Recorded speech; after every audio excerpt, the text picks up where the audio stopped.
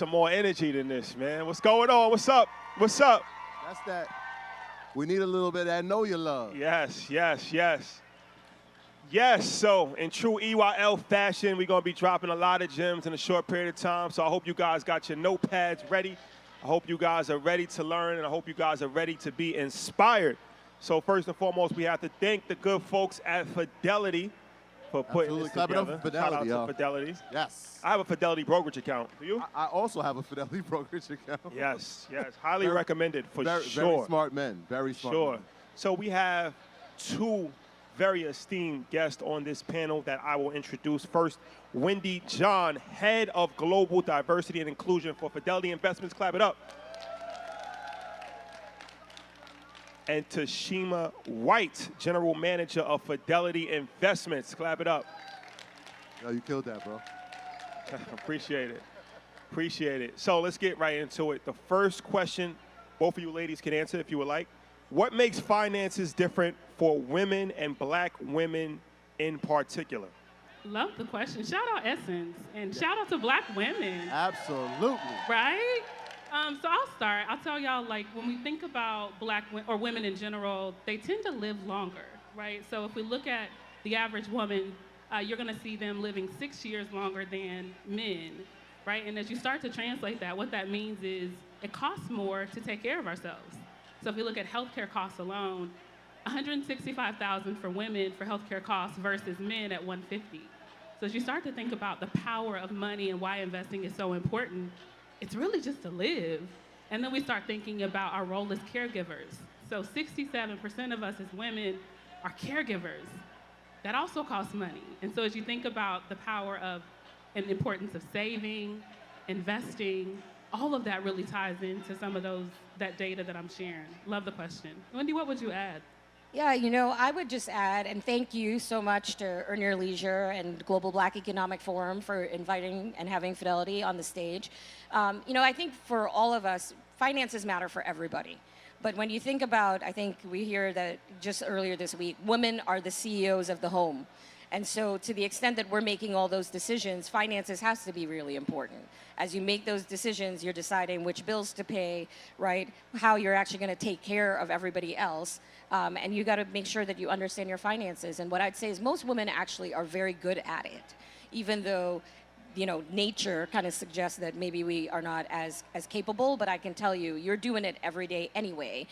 What we want to do is make sure that you know some other really cool tricks around, how to save your money and how to have your money when you live longer than the men in your lives. So. I love that call out because when we think about, Wendy said, we're really good at it, traditionally really great savers, and many of us taking care of our households, and that's the way that we're able to do it. I love the hand up in the front. Yes, ma'am. Yes. But I'll also say, we have to think about how do we take it further. There's 3 things you can do with your money. You can save it, you can spend it, you can invest it. And so then we want to continue to provide knowledge that bridges the gap, that takes it all the way through investing. Yeah, Taeshima, as you're talking, I'm shaking my head, yes. Because growing up, I'm thinking my mom was the person that handled all the finances. You got it. And then I think about my grandmother, and she handled all the finances. So I concur. Now, there's this age-old adage that, Warren Buffett said, if we don't make money while we sleep, we're going to work till we die. Yeah. So what are some things that black women can do to have their money work for them as hard as they do? I love the question. Okay, I'll start. I think you heard me say you can spend it, you can save it, you can invest it. And so I think as you start to break that down, what Fidelity is most known for is retirement. And so some of that is sticking away some money into some sort of retirement vehicle that will help you prepare for the days where you're not working anymore. I was chatting with the girl that was doing my makeup, and she asked me, what kind of retirement account should I have?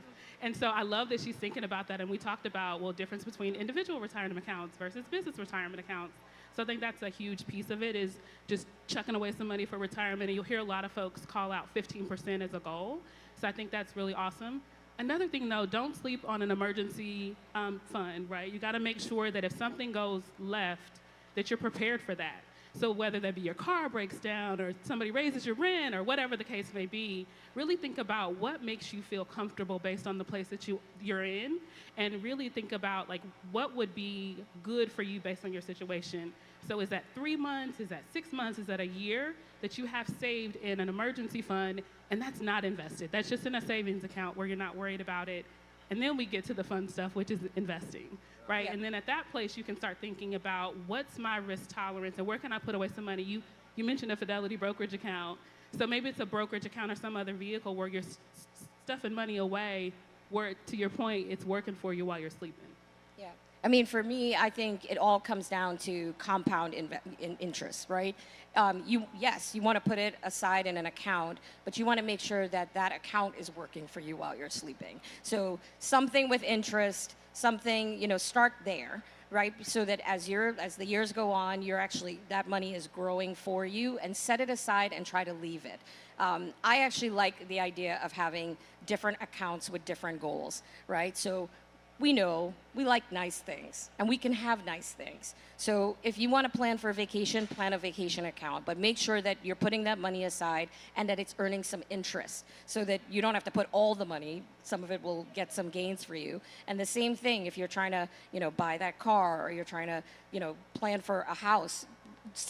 Create separate accounts and just don't pay interest on it, but definitely earn interest on it. The last thing I would just say about, while you're sleeping, truthfully, we're not having restful sleep, right? We're thinking about all of the things that we need to take care of, and health is wealth as well. So for me, if you're not also taking care of your first and most important investment, which is yourself, then you're not on the path for wealth. That's a fact. Troy, you see what happened? They put the EYL bat signal out, and everybody starts coming. Some things. I'm noticing some standing room only stuff that's happening. So, actionable items, something that we're real big on. Can you give one? You guys just named some things, but can you give one or two things that the audience can do today to apply some of the advice that you guys just gave?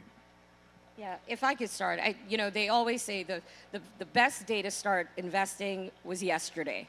So the next best day is today. So what I'm going to say is, before you even start investing, just take account. So I know you're here in New Orleans, and it's a lot. I don't know, there's a lot going on, and it's going to be hard, but you're on your phone all the time. So if you can find a few minutes, check on your money. You should do that. I tend to do it almost daily, which is a bit obsessive, but you should check on your money and make sure your money is working for you. Yes, I said create an account and let it passively grow, but you want to check on it, because as your needs change, you might need to make some changes to those accounts that you have. So that's what I'd say. It's your money, and you should be in relationship with your money.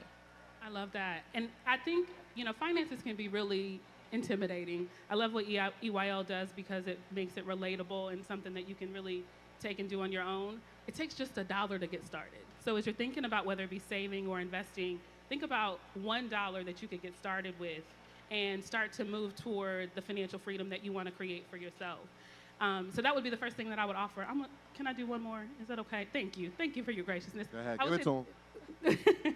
The other thing that I would say is, whatever you've learned today, take it back and share with someone else.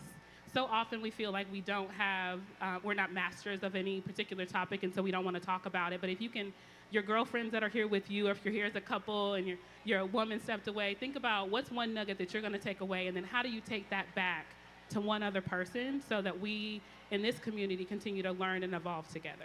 Yeah, and I think that, like I said, I have a Fidelity app, and I'm not just saying it because it's a Fidelity panel, but if anybody is not invested in the stock market, I think you're missing a tremendous opportunity to grow wealth in a relatively passive manner, especially when you're looking at an index fund or the S&P 500, VOO. These are things that you don't have to be a stock market expert. Yep. You don't have to be Warren Buffett, right, to actually have your money growing. When you're talking about inflation, if your money is not outpacing inflation, then you're getting poorer every single year. And that's just the harsh reality of life. So we're at Essence, and we're going to have fun, and we're going to enjoy the food, and we're going to enjoy the music, but we're in an unprecedented time in world history right now. When you look at AI, and you look at so many different things that's happening in the economy, and just looking at the rise that the stock market has had over the last 4 months. And it's unbelievable, how much money is being made every single day. Like, even in our accounts, we're looking at our accounts, and we're just seeing how much money we're making. And it's unfortunate because there's still a lot of people that are not investing, that are not taking advantage, because they're still intimidated, they're still uneducated on it. So I think that's extremely important for people to understand. You don't have to have it all figured out. You don't have to pick the #1 stock. You can invest very easily, index funds on a monthly basis over the course of time. And as you become more educated, you get more confident. But if you are not investing, you're literally getting poorer every single year. This is a fact. I mean, think about the time we're in right now. Like, I'm looking at this sign. This is a global black economic forum. 10, 15 years ago, was this possible? But you brought up the word, and Rashad, you said it too, and Taeshima, you said it. It can be intimidating. And so maybe I'm thinking you two can touch on first investing in education for yourself around finance, and then the power of mentorship and collaboration around it. Yeah, well, we would be remiss, representing Fidelity and not asking this question. How many of you are participating in either your company's 401k plan or your 403b plan? Okay, I see hands in the room. So I bet you that there are resources available to you, regardless of who's providing those plans and administering them, that you can leverage, right? And so that's the starting point. The other thing is, back again about like making your money work for you. Most of your companies are matching that money, regardless of what the amount of the match is. Don't let that money just, not come to your account, because you're working hard every day. So at a minimum, put in enough money to get the match, right? It's sort of free money, and then make sure that it's not sitting in cash, right? That, to their points, that at least get the return that the market is giving you. There's a lot of safe vehicles to do that, and then these guys, you all bring a lot of wisdom, right? But I think don't just watch the podcast. Like, get some friends together, right? Maybe you can't all watch it together, but you can say, hey, we're gonna watch, and then we're gonna talk about it when we get together. So maybe 5 minutes out while you're having brunch or whatever, you can talk about your money, right? Make your money part of the conversation. That's just important, because the more distance there is between us and our money, the more discomfort we have talking about it. That's where you actually are not in relationship with your money. You can't build wealth if you're not close to the money. As Soldier Boy plays in the background, we are very, very important. I like that idea of the Market Mondays Club. They should watch the episodes and then have discussions about it. What's your take on it? I love that. I think curiosity is the key, honestly. I think some of that can be things that you're learning on your own. We have more access to information today than we probably ever have. When I started in the industry, I was a little pup. Investopedia was my thing. I don't know if Investopedia is still out there. That still is a thing. Okay, Shout out to our guy, Caleb Silver. There we go. So that was where I learned. But I also think just making it less taboo with the people that are around you is extremely important. So asking your circle of 5, whoever's around you, what do they know? What are they doing, if anything? And if you can just start to share, all of a sudden you start to really build that knowledge base that you're hoping for, that builds the confidence so that you don't feel so intimidated about jumping into investing. Let me ask both of you ladies this. As far as climbing up the corporate ladder as a black woman, I'm sure it's not easy. So there might be people in this audience that might want to take your route, right, and reach high-level positions in multi-billion-dollar companies. What insight could you give somebody that is potentially looking to do what you have done? Yeah, I think it's a wonderful question. So I say the first thing is do your homework. And I don't mean like as you're going to school or whatever, but I mean do your homework about the company that you start with, and that first job that you're taking, because where you start determines where you might finish, because it's that first salary, right? That first salary is what gets you started when you're starting to invest in your 401k. It's all of those things. Don't leave anything on the table at the start, because I can tell you, I look back now and I was happy, right? Because it was a lot more than my parents made, right? And I thought I had made it, and it was a great investment that they'd made in me. But in hindsight, I look back now, and I had done some research, but amongst like a very limited group of people, which was the people I knew, who likely had the same sort of, information that I had. There's a lot of information available now, but that first salary that you earn is important. The other thing I'd say, though, is it's very important to define success for yourself.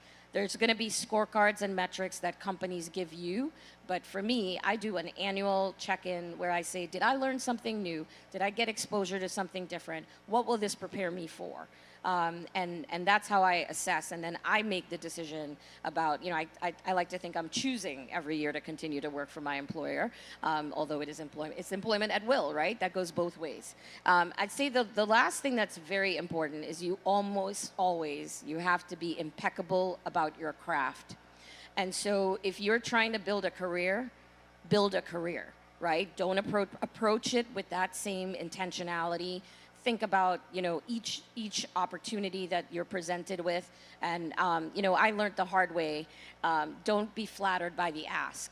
You'll get asked to do a lot of things that will make a lot of sense to your company. And you will feel good about it. You will feel like, oh my gosh, they saw me, they see my talent.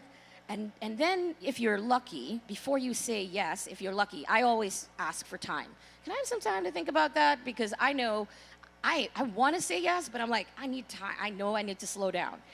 Because there have been times where I didn't slow down, and I didn't ask the right questions. I didn't ask enough questions. I didn't talk enough about like how I do work. And so sometimes people like your results, but they might not like the way in which you work independently, with liking autonomy, right? I'm not checking in all the time. So I just say, like, you want to make sure you are consciously going through your career life in the same way that you want to be conscious going through your personal life. I love that. I'll take a little bit of a different angle. Shout out to Wendy for that awesome answer. Yeah, Wendy. I'll say one is be willing to go first. There are times in my career where I was asked, and people felt like because there had never been a black woman in that seat before, maybe that wasn't the right seat for me, and I may even thought that way as well. And so you got to be willing to go first and be uncomfortable sitting in a room and being the only. When I'm the only in a room, I love it because I feel like if I'm not there, nobody's there. So I appreciate having that opportunity. The second one I'll say, and I forget who said it before, mentorship and advocacy is also going to be super important. And the people that are mentoring you and advocating for you, especially when you're the first, won't look like you. And you got to get really comfortable with that too and try to figure out who are my people, who can I trust, who's mentioning my name in a positive light in the room when I'm not in the room. And I think that really helps you then to navigate. That's been a real big way for me to be able to continue to move up. Yeah, I want to stay right there with being the only in the room, because you've been in this space in finance for years, decades between you two. I wonder, as you look at the landscape now, when we have a Global Black Economic Forum here at Essence Fest, are you encouraged of where finances are going for our community? So yes, been in the industry for a really long time and been in many rooms as the only female and only person of color, only black person. I'm excited, but it's because I think I'm an optimist, right? I'm a realist, but I'm an optimist. So the fact that you're all here in the middle of Essence, taking out your time, there's a lot of other competing content, and you chose to be here, that encourages me. So shout out to y'all, okay? I would say the platform that you all are building with EYL and the followership that you have and the fact that people are taking time out of their Mondays and listening in, and I know they are, and doing more than that, the presence that you're building at InvestFest, I just would say that I think we are more willing. We're closing that distance between the discomfort with our money and we're educating ourselves. But I think what Global Black Economic Forum also wants us to do is to think about entrepreneurship. And it is important that you are always, even as you're building your career, in a corporate world or elsewhere, that you're thinking about what is the business that I can bring. There's so many wants and needs within our community. So what solution can you bring that not only will help the community, but also will help you and your family build generational wealth?